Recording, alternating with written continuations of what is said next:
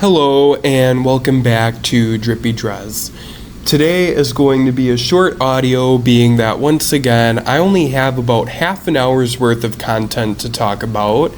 Since I am not doing a rap song, I am going to release an unofficial audio where I talk about my exact opinions about the Shrek movies.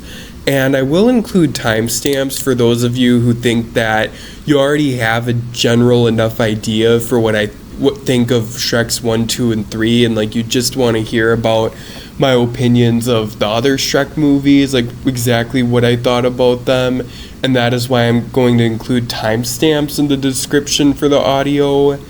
And yeah, that's pretty much the main reason it's going to be an unofficial audio, because I feel like a lot of people are not really going to want to listen to the whole thing, or there might even be some who don't really want to listen to it at all because they already know my ranking of the Shrek movies, and it's understandable that they don't really need to know my exact opinions because they think they have a general enough idea of it. Plus, it really is just a substitute for my rap song, because I'm not going to sing when I'm sick. Come on. I'm trying to be professional here, and I've never heard a professional singer release a song when they're sick, or at least not that I could tell. And I don't want to be the first person to do that, because yeah, it would be funny, but also I don't know, I want to be professional on my channel. I don't mind talking when I'm sick, especially because I'm not that sick, and some of you wouldn't have even been able to tell.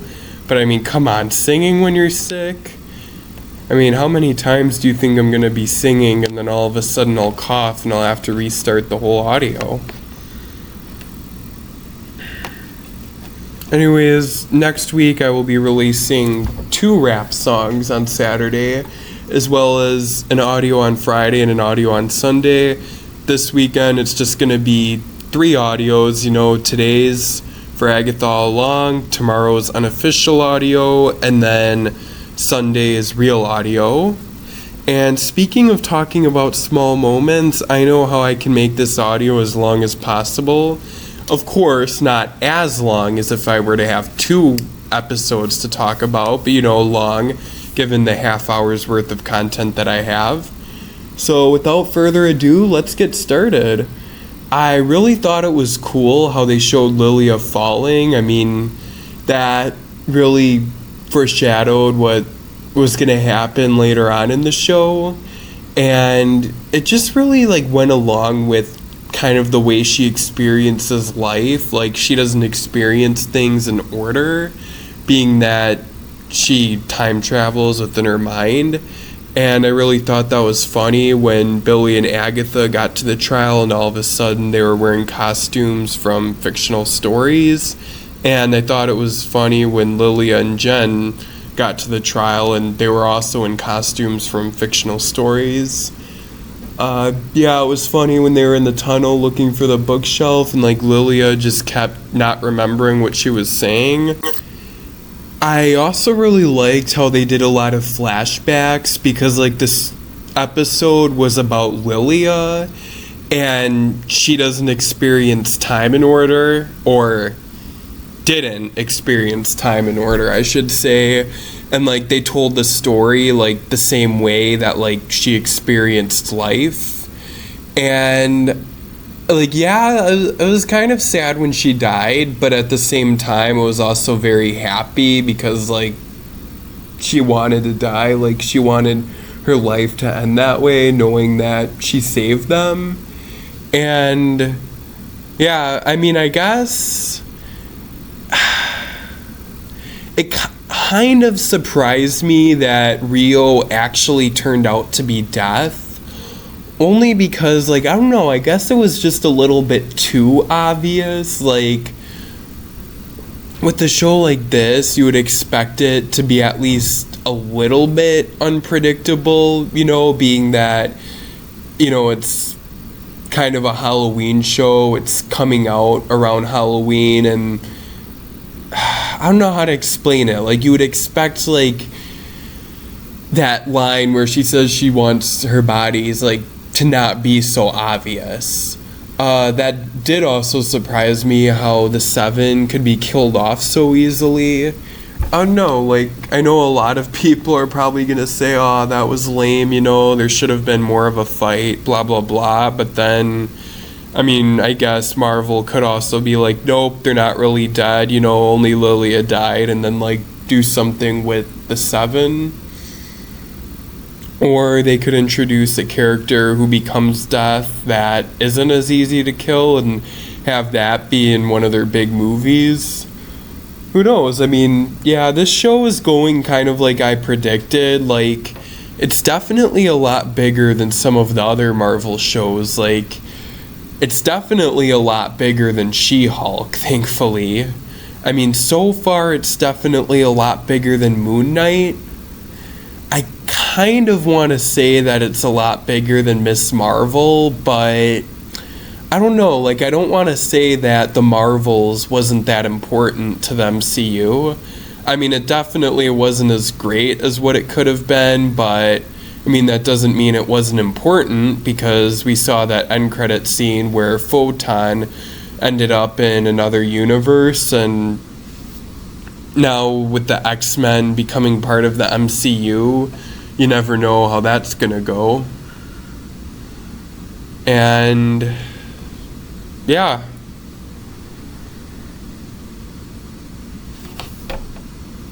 I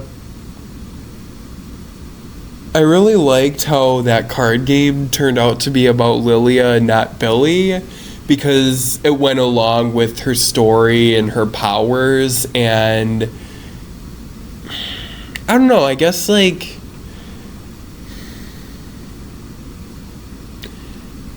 it made the game less obvious. Like, if it would have been all about Billy, like, you would have been able to predict each card before it came, whereas, like, with it being about Lilia, being that we didn't know as much about her, you didn't really know what to expect, and it went along with her understanding her master better, I guess, or learning what her master was trying to teach her. And this really makes me excited for the next trial, because, like, now there's only going to be 3 of them, and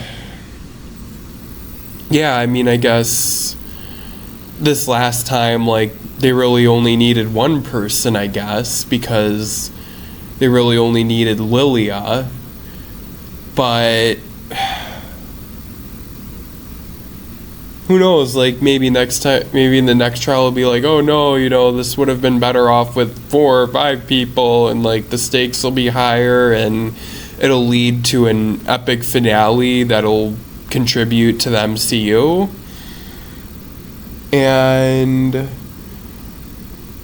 speaking of the costumes that were in this episode, a lot of you probably thought either the Wizard of Oz or Wicked as soon as you saw Theodora, the Wicked Witch of the West.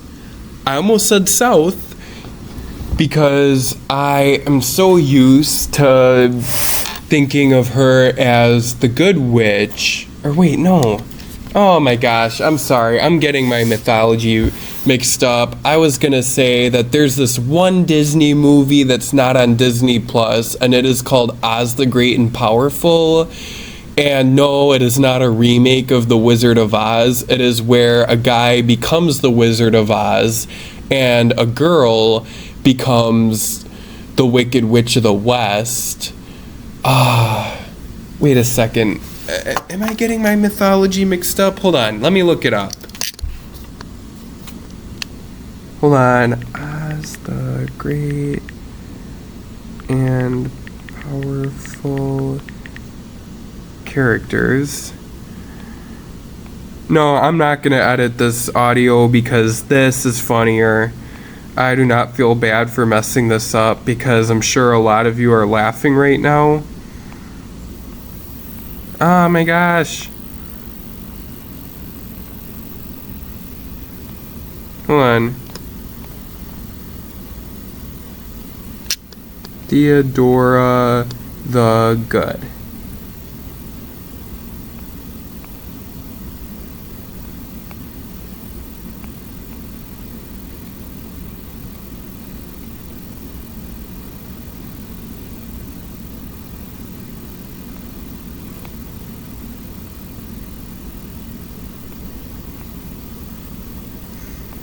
Oh my gosh. You know what? I'm gonna have to pull up a clip of that movie.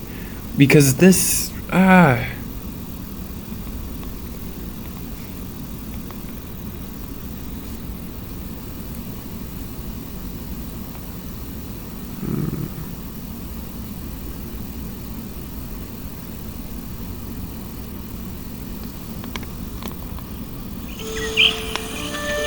No, that's not the right clip.